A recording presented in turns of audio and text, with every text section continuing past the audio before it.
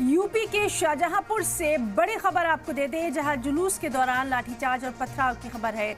बवाल के दौरान पुलिस ने लाठियां भाजी, नाराज लोगों ने पुलिस पर पथराव किया। तो यूपी के शाहजहांपुर से बड़ी खबर, जहां जुलूस के दौरान लाठीचार्ज और पथराव हुआ। बवाल के दौरान पुलिस ने लाठियां भाजी, नाराज लोगों ने भी पुलिस पर पथराव किया।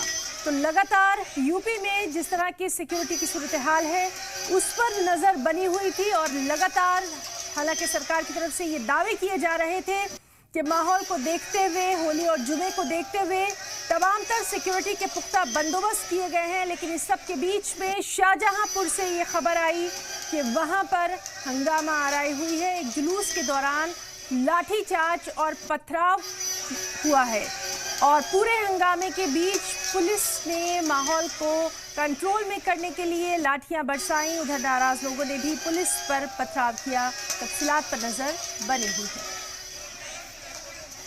तो यूपी के शाहजहांपुर से ये बड़ी खबर, जहां जुलूस के दौरान ये तमाम हंगामा आराई देखने में आई। हालांकि लगातार हम आपको बता रहे हैं कि तमाम हसास इलाकों में यूपी में खासतौर पर पुलिस ने फ्लैग मार्च किया, तमाम आला ऑफिसर्स भी मौजूद रहे। उस सब के बावजूद शाहजहांपुर से ये बड़ी खबर।